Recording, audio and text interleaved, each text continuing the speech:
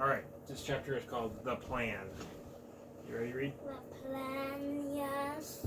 The head of the army and the head of the Air Force stood at attention beside the Queen's breakfast table, or stood at attention beside the Queen's breakfast table. Sophie was still in her seat, and the BFG was still high up on his crazy perch. It took the Queen only 5 minutes to explain the situation to the military men.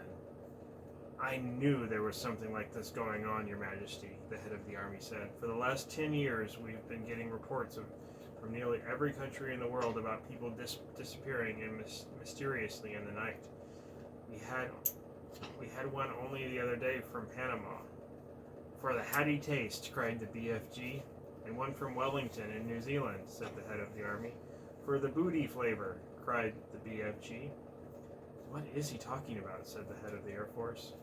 Work it out for yourself, the Queen said. What time is it? 10 a.m. In 8 hours, those 9 bloodthirsty brutes will be galloping off to gobble up another couple dozen of unfortunate wretches. They have to be stopped. We must act fast. We'll bomb the blighters, shouted the head of the Air Force. We'll mow them down with machine guns, cried the head of the army. I do not approve of murder, the Queen said. But they are murderers themselves, cried the head of the army. Read. Why don't you put that down? You can read it at bedtime if you want. You can read it. I'll read. Gray reads. Put it on your bed. There is no reason why we should follow their example, the Queen said. 2 wrongs don't make a right, and 2 rights don't make a left, cried the BFG. We must bring them back alive, the Queen said. How? The 2 military men said together. They are all 50 feet high. They'd knock us down like 9-pins. Wait, cried the BFG. Hold your horseflies. Keep your skirts on. I think I has the answer to the maiden's hair. Let him speak, the Queen said. Every afternoon, the BFG said, all these giants in the land of Noddy all of these giants is in the land of Noddy. I can't understand a word this feller says, the head of the army snapped. Why doesn't he speak clearly? He means the land of Nod, Sophie said. It's pretty obvious. Exactly, cried the BFG. Every afternoon, all these 9 giants is lying on the ground, snoozling away in a very deep sleep. They is always resting like that before they is galloping off to guzzle another helping of human beings. Go on, they said. So what?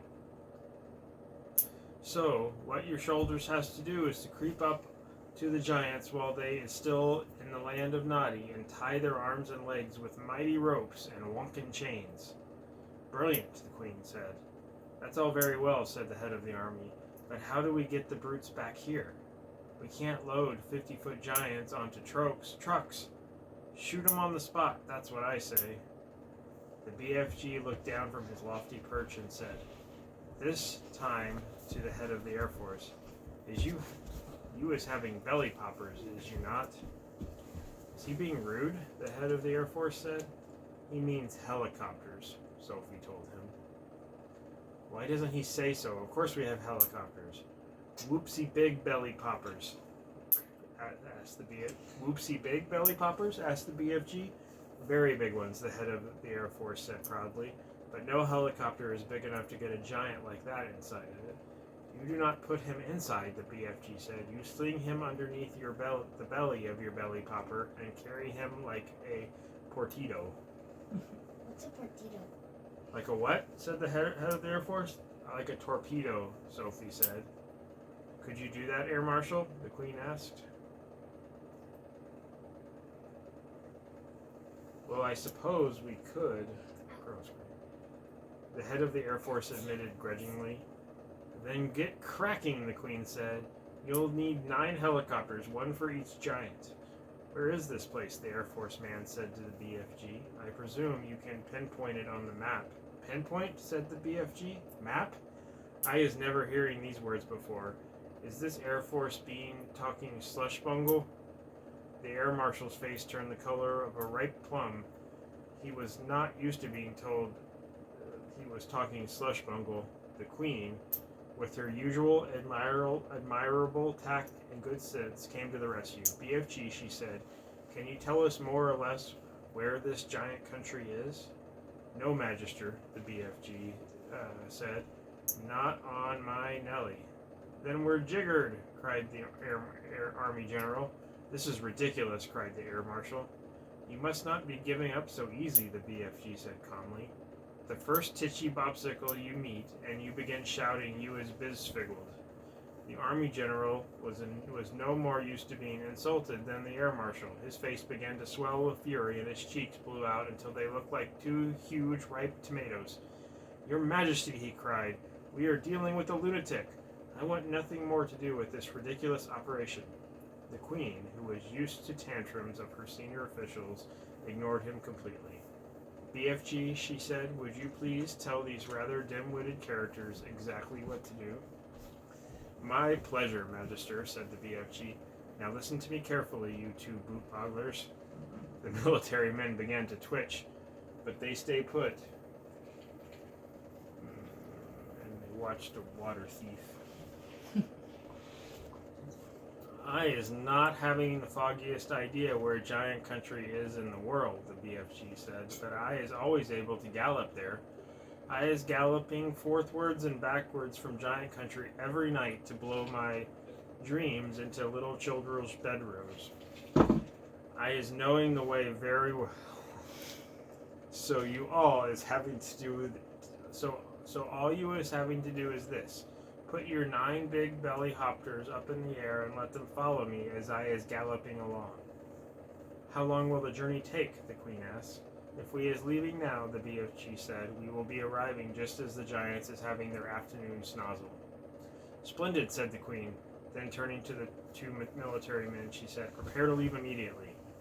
The head of the army, who was feeling pretty miffed by the whole business, said, that's all very well, Your Majesty, but what are we going to do with the blighters once we've got them back? Don't you worry about that, the Queen told him. We'll be ready for them. Hurry up now. Off you go. If it pleases Your Magister, Your Majesty, Sophie said, I should like to ride with the BFG to keep him company. Where will you sit? Asked the Queen. In his ear, Sophie said. Show them, BFG.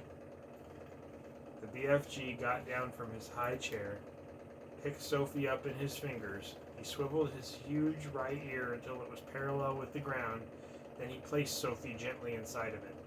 The heads of the Army and Air Force stood there goggling. Their Queen smiled. You really are rather a wonderful giant, she said. Magister, the BFG said, I is wishing to ask a very special thing from you. What is it? The Queen said. Could I please bring back here in the belly poppers all my collection of dreams? They is taking me years and years to collect, and I is not wanting to lose them. Why, of course, the Queen said, I wish you a safe journey.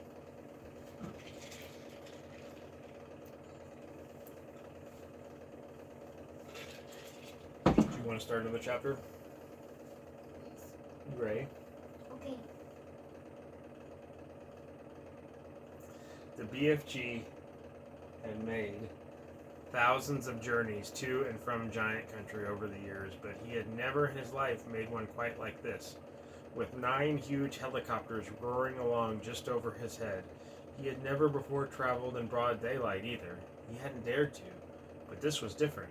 Now he was doing it for the Queen of England herself, and he was frightened of nobody. He should be frightened of somebody.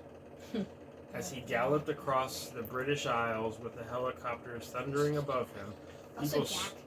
stood and gaped and wondered what on earth was going on. They had never seen the likes of it before, and they never would again. Every now and then, the pilots of the helicopters would catch a glimpse of a small girl wearing glasses, crouching in the giant's right ear, waving to them. They always waved back. The pilots marveled at the giant's speed. It's a great book. And at the way he leapt across wide rivers and over huge houses, but they hadn't seen anything yet. Be careful to hang on tight, the BFG said. We is going as fast as Fizzlecrump. The BFG changed into his famous top gear, and all at once he began to fly forward as though there were springs in his legs and rockets in his toes.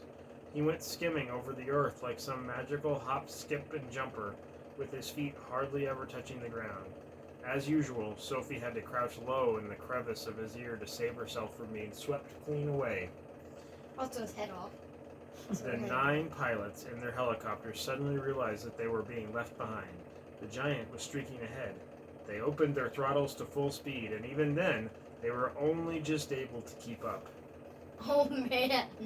It's fast. Yeah. A helicopter can move pretty fast. In the leading machine, the head of the Air Force was sitting beside the pilot. He had a world atlas on his knees, and he kept staring first at the atlas and then at the ground below, trying to figure out where they were going. Frantically, he turned the pages of the atlas. "Where the devil are we going?" he cried. "I haven't the foggiest idea," the pilot answered. "The Queen's orders were to follow the giant, and that is exactly what I am doing." The pilot was a young Air Force officer with a bushy mustache. He was very proud of his mustache. He was also quite fearless, and he loved adventure. He thought this was a super adventure. "It's fun going to new places," he said. "New places?" shouted the head of the Air Force. "What the blazes do you mean, new places?" "This place we're flying over now isn't in the atlas, is it?" the pilot said, grinning. "You're darn right it isn't in the atlas," cried the head of the Air Force. "We've flown clear off the last page." "I expect that giant knows where he's going," the young pilot said. "He's leading us to disaster," cried the head of the Air Force. He was shaking with fear. In the seat behind him, the head of the army, who was even more terrified. "You don't mean to tell me we've gone right out of the atlas," he cried, leaning forward to look. Giant country is out of the universe. "That's exactly what I'm telling you," cried the Air Force man. "Look for yourself. Here's the very last map in the whole flaming atlas. We went off that over an hour ago." He turned the page.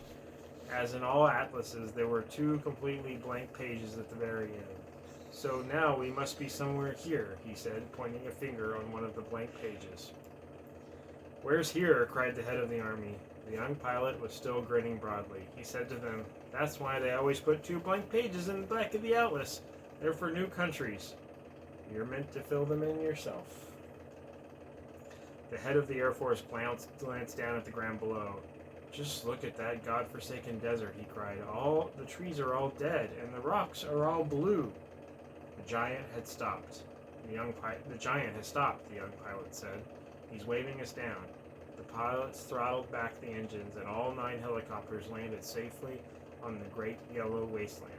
Then each of them lowered a ramp from its belly. 9 jeeps, 1 from each helicopter, were driven down the ramps.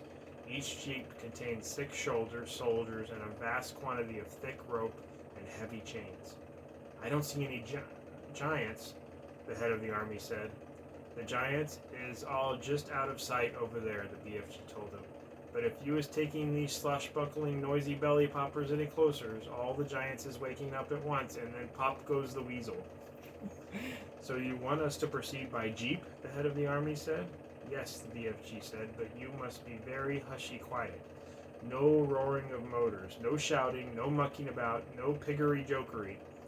The BFG, with Sophie still in his ear, trotted forward, and the jeeps followed close behind. Suddenly, the most dreadful rumbling noise was heard by everyone. The head of the army went pea-green in the face. "Those are guns!" he cried. "There's a battle raging somewhere up ahead. Turn back, the lot of you. Let's get out of here." "Pig swivel," the BFG said. "Those noises is not guns." "Of course they're guns," shouted the head of the army. "I'm a military man. I know a gun when I hear one. Turn back." "Those is just the giants snortling in their sleep," the BFG said. "I is a giant myself, and I know a giant snortle when I is hearing one." "Are you quite sure?" the army man said anxiously. "Positive," the BFG said. "Proceed cautiously," the army man ordered. They all moved on. Then they saw them. Even at a distance, they were enough to scare the daylights out of the soldiers.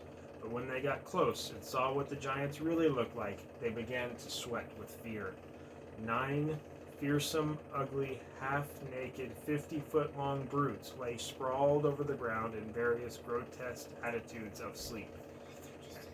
And the sound of their snoring was indeed like gunfire in battle.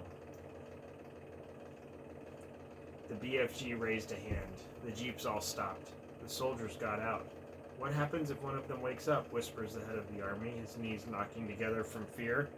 If any one of them is waking up, he will gobble you down before you can say knack jife.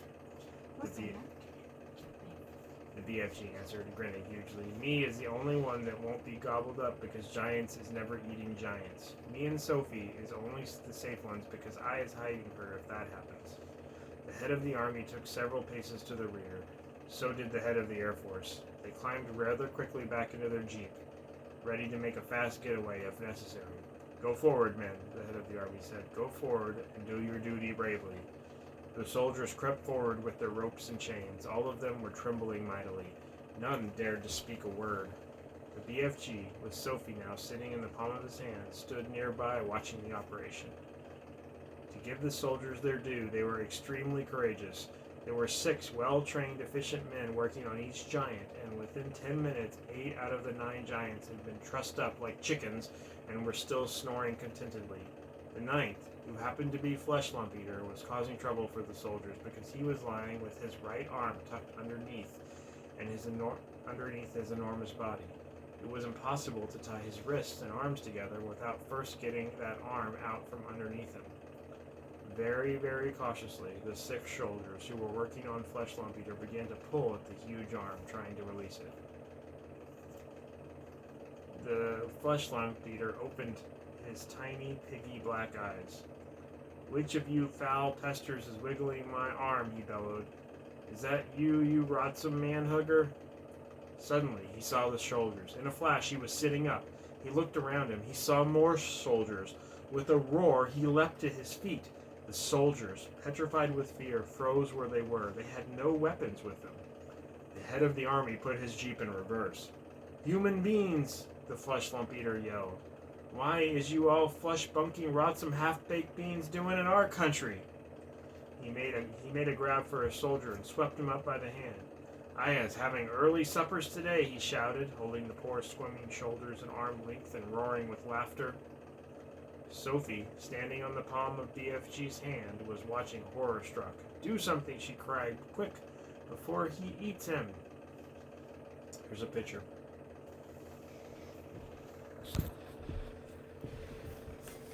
Oh. Oh, yeah, they're way more bigger than the BFG. Oh, the tiny people are just like worms. I mean, ants. Yeah, but the BFG is kind of small Stop. compared to the Flesh Lump. You're right. Put that human being down, the BFG shouted. The Flesh Lump Eater turned and stared at the BFG. What is you doing here with all these groggly twiglets? He bellowed. You is making me very suspicious. The BFG made a rush at the Flesh Lump Eater, but the colossal 50-foot-high giant simply knocked him over with the flick of his free arm. At the same time, Sophie fell off the BFG's palm onto the ground. Her mind was racing. She must do something. She must. She remembered the sapphire brooch the queen had pinned onto her chest. Quickly, she undid it. I is guzzling you nice and slow, the Flesh Lump Eater was saying to the soldier in his hand. Then I is guzzling 10 or 20 more of you midgy little maggots down there. You is not getting away from me because I is galloping 50 times faster than you. Sophie ran up behind the Flesh Lump Eater. She was holding the brooch between her fingers. When she was right up close to his great, naked, hairy legs, she rammed a 3-inch-long pin of the brooch as hard as she could into the Flesh Lump Eater's right ankle. It went deep into the flesh and stayed there. The giant gave a roar of pain and jumped high into the air. He dropped the soldier and made a grab for his ankle. The BFG, knowing what a coward the Flesh Lump Eater was, saw his chance. You was bitten by a snake, he shouted. I seed you was bitten. It was a frightsome, poison-nose viper. It was a dead, dreadly, dangerous Vindscreen viper. Save our souls, bellowed the Flesh Lump Eater. Sound the crumpets. I is bitten by a suspicious Vinsome Vidscream viper. He flopped to the ground and sat there howling his head off and clutching his ankle with both hands. His fingers felt the brooch. The teeth of the deadly viper is sticking into me, he yelled. I is feeling the teeth sticking into my anklet. The BFG saw his second chance. We must be getting those viper teeth out at once, he cried. Otherwise you is deader than duck soup.